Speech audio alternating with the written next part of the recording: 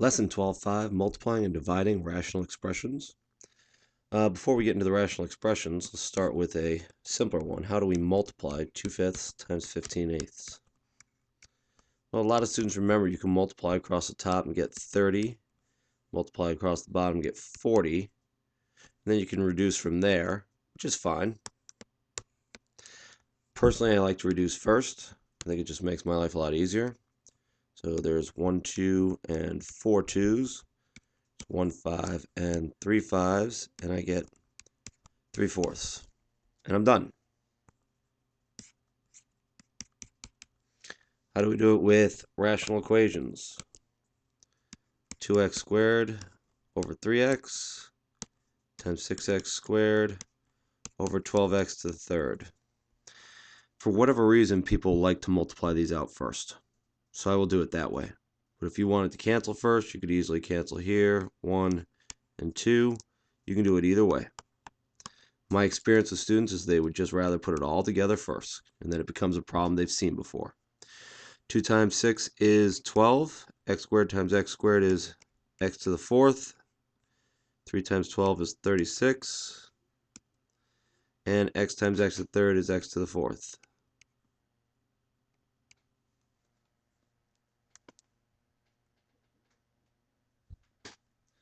So, you look at this problem. 12, 1, 36, 3. 3 times 12 is 36. These completely cancel, and we have 1/3. That's what we just did on this side. There's only one thing. Hopefully you remember, so I don't have to pick up an eraser and threaten you with it. X cannot equal 0. So everything is the same except find your excluded value.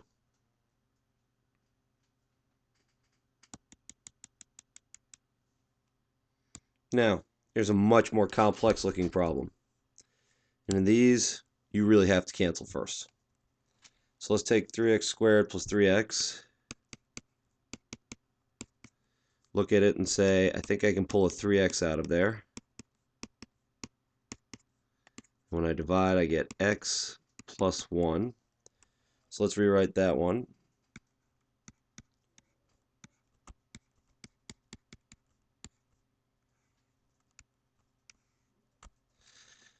I'm going to take the x squared minus x because it's a similar type of factoring. What's in both those terms? X. Pull the x out and I'm left with x minus 1.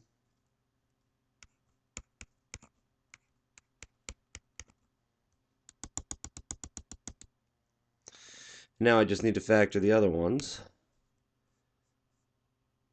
I'll leave it the same color. This one, x minus 3, 1. This one's tricky. I gotta write it over here. Now the a value is not 1, but the first thing I should do is see if I can pull something out of all of them. Turns out I can pull 4 out of all of them. So I have 4 times x squared minus 6x plus 9. And I know how to factor that. So I get a 4 here. 2 parentheses. X minus,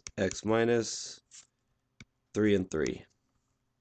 So I factored the living heck out of everything so that I can do some canceling. X minus 1's gone. X minus 3 is gone. And x is gone. I think that's probably it. So I'm left with on top 3 x plus 1, 4 x minus 3. I don't usually leave the parentheses in for just the numbers. You may want to. A lot of people get confused when they take them out.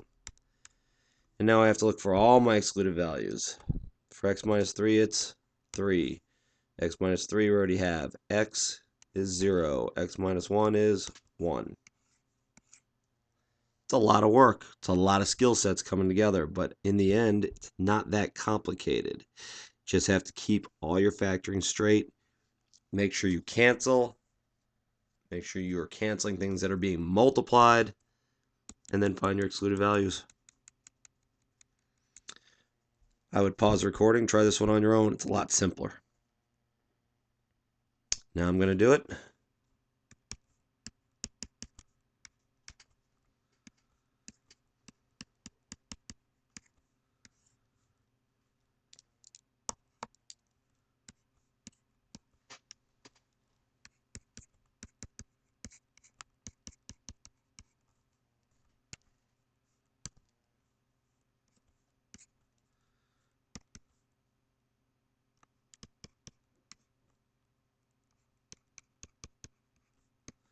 And let's not forget our excluded values. Done. If factoring is not something you're good at, you might want to go back and review. This is very challenging if you do not know how to factor properly.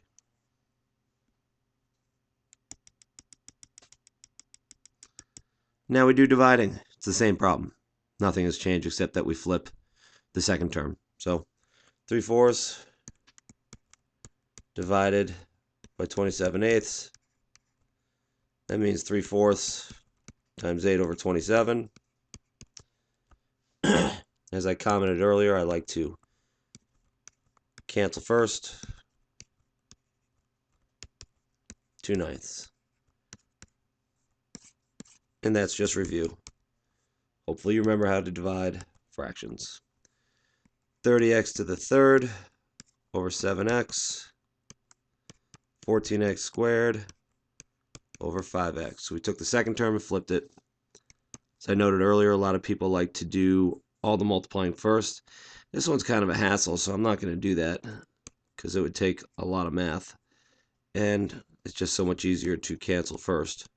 I will multiply the exponents because that's just causes all sorts of problems for people. So 6 times 2 is 12. X to the third, x squared. Add the exponents. 5. Xx is x squared.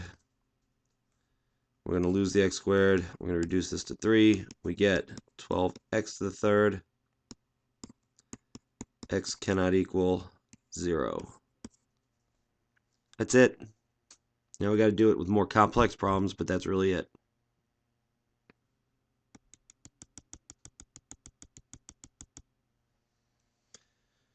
So let's start factoring. 7x squared minus 7x. 7x in both of those. Pull out the 7x. I'm left with x minus 1.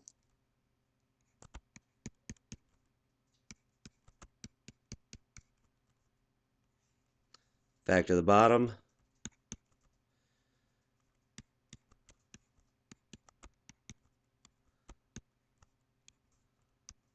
Take this one and flip it upside down. The top's not going anywhere. The bottom is minus plus. -8. That's wrong.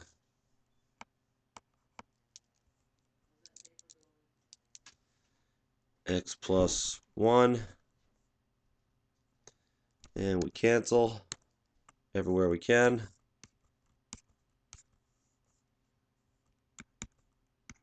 Seven x minus 8, x plus 3. This is where life gets complicated. We have to look at all the bottoms of the fractions. Here's -3, here's 1, here's -1. That's this one, and this one. But what was on the bottom of the fraction here? That's right, these two. So I've already got -1. Now I need to also put 8. This causes untold confusion for students. Don't get hung up on it. Make sure you know how to do this and do your best on this. Personally, I never mark it off on an exam. I just write it in for you. So try and figure that out, but don't get hung up on it. We have two different fractions there. Just to review what I just did. Here's the bottom of this fraction. Here's the bottom of this fraction. So when you go for excluded values, you actually need to do all of this. It's a pain. I would stop the recording now and try this one on your own. Again, I made it a lot easier. Now I'm going to do it.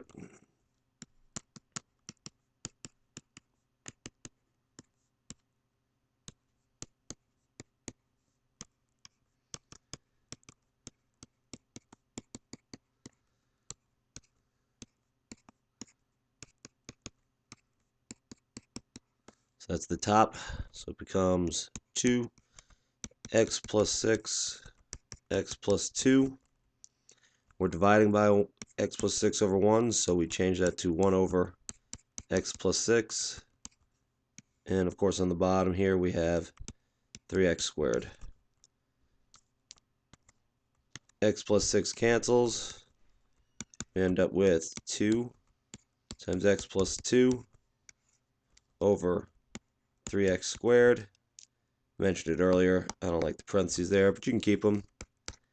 X cannot equal, this one's easier, 0 and negative 6. This is very challenging stuff. Be prepared to practice like crazy. Notice that all the a values that are not 1 end up getting factored out. So I've made your life as easy as I possibly can. Get cracking. Good luck.